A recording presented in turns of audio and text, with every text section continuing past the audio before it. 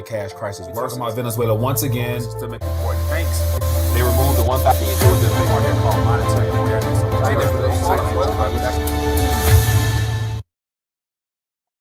All right, we are live for a Tuesday edition of RTD News Midday live stream, and I want to connect with you real quick and share with you some headlines happening here locally as well as things happening around the world. And so it's been a while since I've done the RTD News, just covering a macro viewpoint on events happening in the economic realm as well as the monetary realm. So looking forward to sharing some thoughts as well as getting a chance to just check in early and see where you guys are keeping your eyes on and things of that nature. So feel free in the chat to throw out some ideas, and make sure if you guys are watching the replay, share your thoughts and ideas down in the comment section. And we'll try to get to that as time moves on. But before I move forward, I want to welcome everyone to the RTD channel. If you're new, definitely, if you hit that thumbs up button, show your support for the channel, as well as hit that bell notification. Hopefully you are notified. No guarantees. Algorithms are not my friend these days, but I'm going to keep plugging along. And if you guys have not, make sure you connect with RTD on all these alternative platforms here so you can stay plugged in just in case we're disconnected here. So won't be long. Just want to check in and share with you some headlines and things that caught my attention. And it looks like there might be a little bit of delay on my side, but hopefully it flows smoothly. But once again, mainstream narrative, lots of scary words in reference to this debt situation. As you guys can see over my shoulder here, we got 31 trillion counting. And typically there's always some type of last minute resolution, literally the hour before things are set to go haywires. But then again, there's something about this current debt situation that's different than prior, just because it happens to be at the same time that there's so many other things happening in reference to the dollar process, as well as the Federal Reserve and all the other things going on right now, which makes this a very unique situation we're in, just because I don't think it's going to play out typical fashion based upon prior experiences. And so I think all these warnings and heads up by the regulators, as well as Janet Yellen and the Treasury, they're playing dumb. They're playing as if like there's something really, there's just something about this one that gives me a different feel than prior. So I'm curious to get your thoughts on that. And then also in reference to a default, everyone's talking about the U.S. will never default. It'll be catastrophic. It'll be disastrous. Even yesterday, I talked about it. Janet Yellen saying it'd be a constitutional, whatever she wanted to use to describe how bad things would be. But when you look at the long-term trajectory of the current Federal Reserve note and the things that have come from it, and in reference to all the vehicles they've created for investments and things like that, they're all denominated in USD terms. And the USD, the way we've known it in prior years, is not going to be the same moving forward, just because the world is making changes. And so technically speaking, all the actions that have brought us to this current course can be considered as a default, just because, let me just share with you real quick something that I always love to continue to remind people of. When you look at the current status of the dollar as we've known it, technically speaking, there's not much purchasing power left. So it's already a default gradually throughout the last 100+ years of the Federal Reserve being in operations. And so technically speaking, there's not much hope left, other than the fact that if things were to come to a screeching halt by an outright default, then of course the world will go through chaotic times like we've never known before. But reference to the default situation is not when, it's not if, rather, it's more so when. And in my opinion, they're already in play. And according to what they want to see play out, that will lead to a lot of stress and turmoil outside of everything that we're talking about here. But before I move forward, I want to just share with you a little video clip that I pulled that just talks about the default is inevitable, whether it's print to infinity or it's outright default and let the thing collapse on itself. But check out this little video clip right here. Where bondholders fit in terms of the prioritization of who gets paid in a technical default? There are a variety of different options, but there are no good options. Every option is a bad option.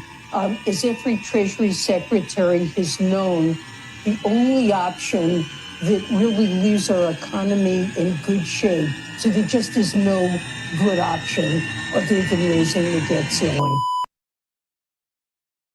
There's no good option other than kicking the can down the road and raising the debt ceiling. It's either print or default, print or default.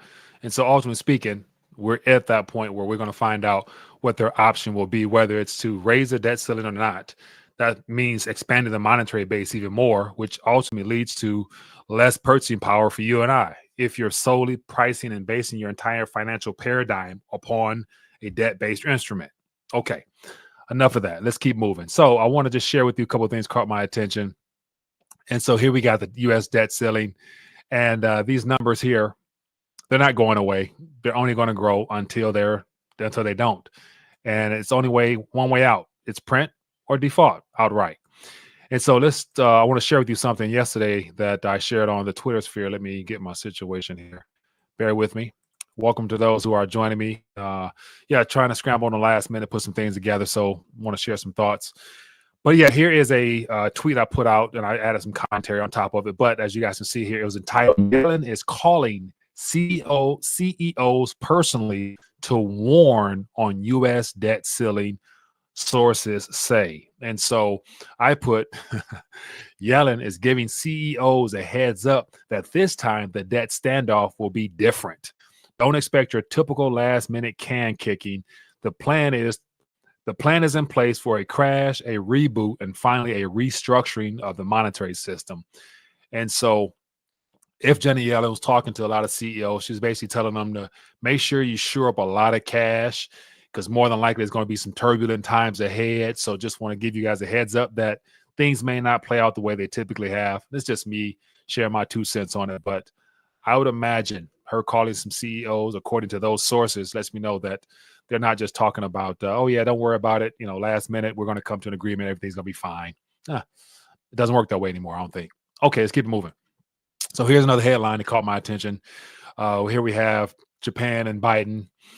And it says here, debt debacle laid bare. U.S. owes whopping $7 trillion to foreigners. And so literally this debt ceiling is not about paying anything. It's about being able to make payments, current interest as well as current obligations. So they're not actually paying off anything. They're just paying interest is ultimately what the goal is. At the same time, interest rates are going higher. Therefore, the costs are also going up. So it's just nothing but crap all the way around. But real quick here, it says the good news during the last government shutdown is that most of the federal debt is owned by U.S. shareholders. So the bad news is that still leaves roughly $7 trillion in federal debt abroad. That includes $1.1 trillion held in Japan, $860 billion held in China.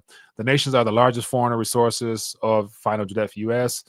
And so just those two alone, between Japan and in China, holding a good chunk of that debt, they already realize that the chances of them getting paid and being made whole is not likely.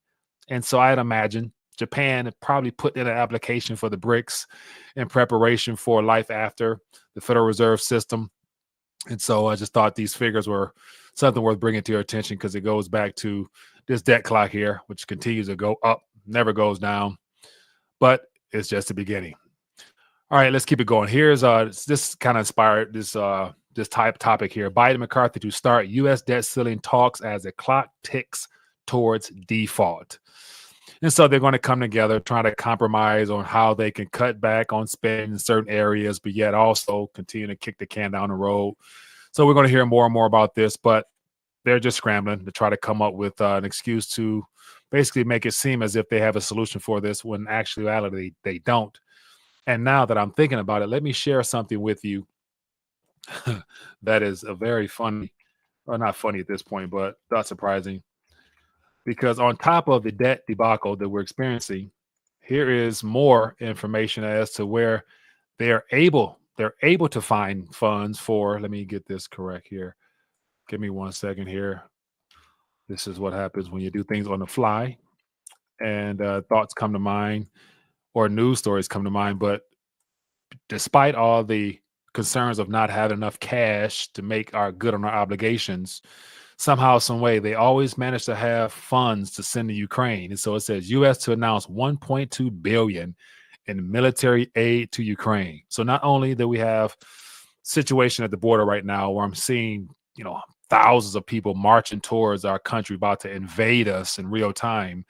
And so that should be something that we should prioritize, to send funds and troops down there to help with that. But also the homelessness situation throughout the country, would be something worth investing in as well. But that's not important in the midst of a reset. But they can find 1.2 billion to send over to Ukraine in military aid.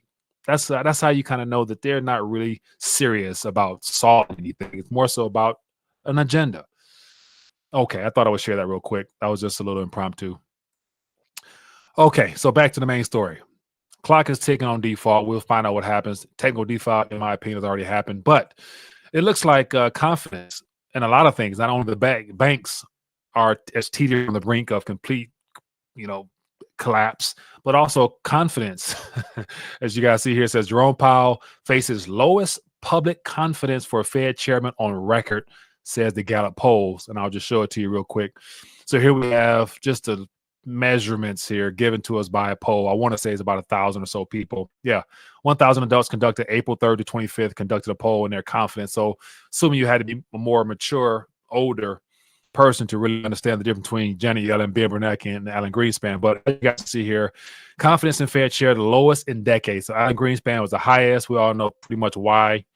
And then Ben Bernanke, from great financial crisis onward, everybody for the most part has been an outright puppet that has been more talk than action. And the introduction of ZERP, NERP, QE all came through these last three and continued on through these last. But Ben Bernanke was about 40-ish. Janet Yellen was down to 38-ish or so. And it looks like Jerome Powell is beneath her, so that's even lower. And it's still early in reference to where it can go. So confidence in the banks is being is shattered. Confidence in the monetary orchestrators is fading. And so it doesn't surprise me one bit. All right, keep it moving. But another thing is, it looks like they're surprised that Americans are divided on the debt ceiling standoff. So here's some interesting facts from here, Statistica. It says Americans divided on the debt ceiling standoff. And so as you guys can see here, based upon your political affiliation, for the most part, determines where people think they should and shouldn't do as far as kicking the can down the road. But to the left here, it says Congress should raise the debt ceiling. An overwhelming 62% of Democrats feel that is important. Independents, 35%. Republicans are 24%. And then on the flip side of that, it says here, Congress should not raise the debt ceiling. We got 55% on the Republican side said they should not, 34 independents, 19 Democratic. So extreme division. People are not really considering that whether they raise it or not, it's still going to be problems for the old underlying derivative of the debt, which is the currency. The currency is the primary problem. We got a government crisis because we have poor leadership, no leadership. We have paid and bought for puppets masquerading as politicians while taking orders from the banking cartel. So yeah, anyway, keep it moving. More articles here. Here's another interesting story that will eventually make its head into the mainstream news real soon. It has to do with the commercial crises that we will find in commercial property. But it says U.S. lenders warn that commercial property is the next shoe to drop. Executive investors fret about impact of rising interest rates, empty buildings on $5.6 trillion market. And this is a very interesting article. I'll spare you guys, but it gives some commentary from people in the financial realm, and they're very concerned. So it says fund managers are warning of growing problems in the $5.6 trillion U.S. commercial real estate industry that could prove painful for lenders already shaken by the turmoil in the banking sector. So if the banking sector wasn't bad enough, wait till you get a load of non-performing loans in the real estate sector.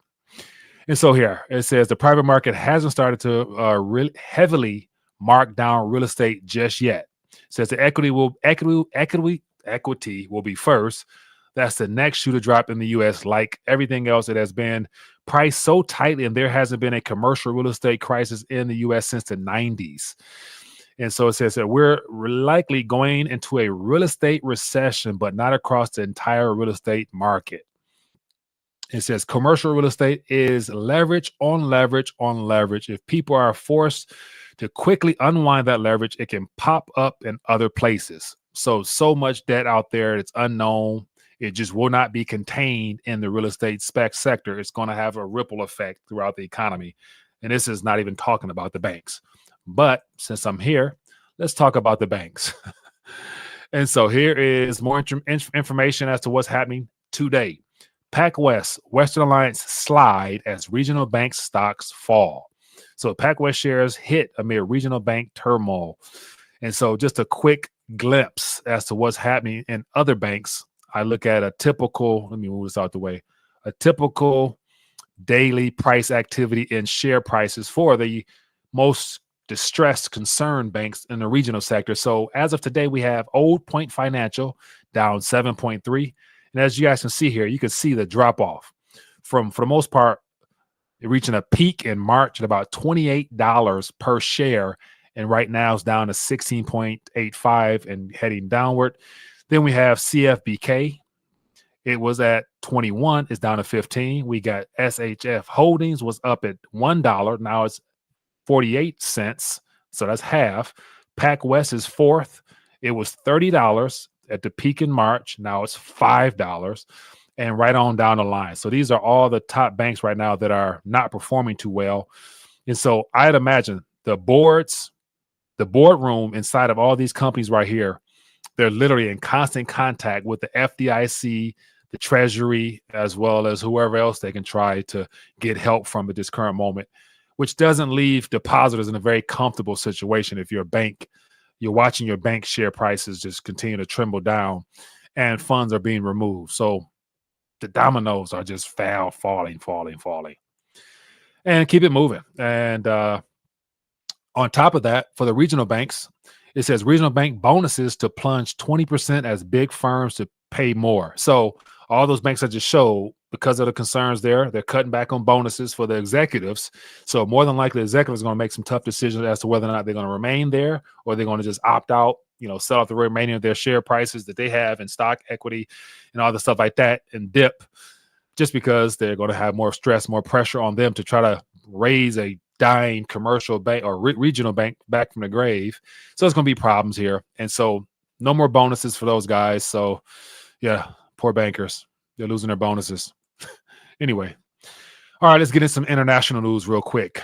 IMF cautions Zimbabwe against a plan for gold-backed digital currency. I ain't going to say money.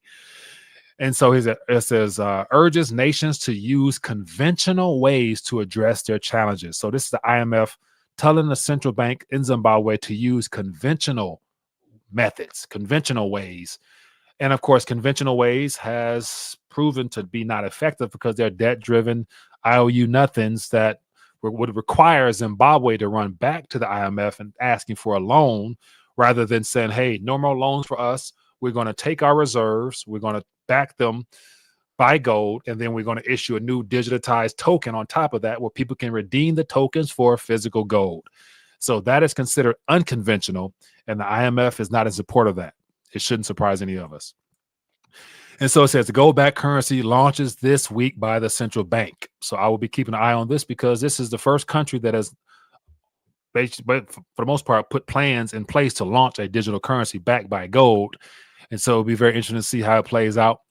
But real quick, it says the central bank started selling digital tokens to investors on Monday for a minimum price of $10 for individuals and $5,000 for corporates and other entities as part of an effort to reduce demand on U.S. dollars that now supersede the local unit as a preferred currency for transactions. So people in Zimbabwe has put more confidence in USD than they have their own currency because of the prior crises over the last 20 years.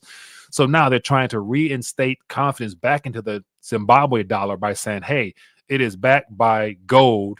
And the question will be, in order for this to work, people are going to have to be able to take those digital units on their phone and go to a bank and redeem them things just to show that the gold is really there.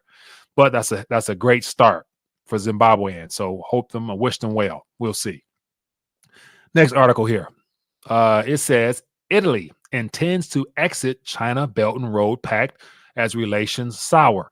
So Italy, they got new leadership. Was it Minister Giorgia Meloni, who is labeled as a conservative, right-wing, disruptive, this deep state type of person. We'll see. But by her pulling out of the China Belt and Road Initiative, I'm not sure if this is a Eastern agenda where she got word from the G7 nations that you got to do something to shake this up, or she's genuinely realizing that she's caught in the middle of the East-West tug of war, and Italy might be pulling away to do something on their own, And the next best thing they can do is probably remove themselves from the euro as well. Get out of the EU. Get back your sovereignty, create your own currency and everything of that magnitude. So we'll see. But one less country, as of now, a part of the Belt and Road Initiative. So perhaps the Belt and Road Initiative may not be as strong as it was prior to recent events, but we'll find out. Let me know your thoughts. And then on what's happening in the UK, estimated 700,000 households missed rent or mortgage payments in April. 700,000. Not a good thing. In the UK, it says a consumer group based on the calculation on a survey of 2,000 people by Yonder, which indicated that around 2.5% of households had missed or defaulted on a housing payment in the previous month. And so we all know that inflation in the UK is close to, I think, 10% or something like that. CPI, government stats, of course, is probably 18, 19, 20. But 700,000 people missing payments. That's not good for the housing market in the UK. And I haven't gotten figures here in the US, but I'd imagine things may not be so hunky-dory here for us either. But we will find out how things play out. And then also this Friday, Mike and Mario will be back on due to conflicts and scheduling, things like that. We were off for a couple of days. But here is some more news on the dollar. Pakistan joins global trend in dumping USD for the Yuan. And this is all about basically buying Russian oil, utilizing the Yuan instead of USD. So it says here, alternative payment for Pakistan amid sanctions. Pakistan is set to pay for Russian oil with the Chinese yuan as local media reports that the first cargo of 750,000 barrels is expected to arrive next month. It says, although the exact amount of mode and payment has not been disclosed, sources reveal that Pakistan has agreed to a discounted per barrel price of around 50 to 52, significantly lower than the G7 price cap on Russian oil at $60 a barrel. So getting discount oil, ain't nothing wrong with that, whether it's USD or Yuan. Get your oil up, Pakistan. All right. Let me see here. And that's all I have as far as topics for today. But as you guys can see here, the overarching theme, confidence in monetary policy is waning. People don't trust the Fed. They don't trust the FDIC. They don't trust the banks. They don't trust nothing that they can't feel, hold, or see. And I don't blame them one bit. But then again, here we are now, still in the early phases of this restructuring, as I call it. And it's going to get very ugly moving ahead just because there's no quick fix to this. It's a systemic event within itself just because we have no leadership. Our governments have been hijacked. Monetary system has been hijacked with all this debt, IOU, nothing. And so people are going to be forced to rely and depend upon themselves, which is what it should be. You are responsible for yourself, not your government, not anyone else. It's up to you. And if you don't do it, it will not be done. And so that's why I think as a part of the community, it's important to educate yourself, do everything you can in the natural and in the spiritual to make sure that you are, I would say, more suitable to be or on solid ground, put it like that. But anyway, wanted to get together real quick, share some thoughts. Definitely leave a comment down below and we will try to pick up later. But as always, the goal is to deliver quick, timely information, share my 2 cents on it, let you guys chew on it, share your comments in the comment section, connect amongst community, and then leave comments down below. And if you find any value here, please share so people can get an alternative perspective as to what's really going on, because you won't get it from nowhere else other than YouTube or people who are focused on giving truth. So, all right, my good people, be blessed, be safe. Back at it later, hopefully, Lord willing. Other than that, get your weight up, stay prayed up, and of course, put God first and everything else.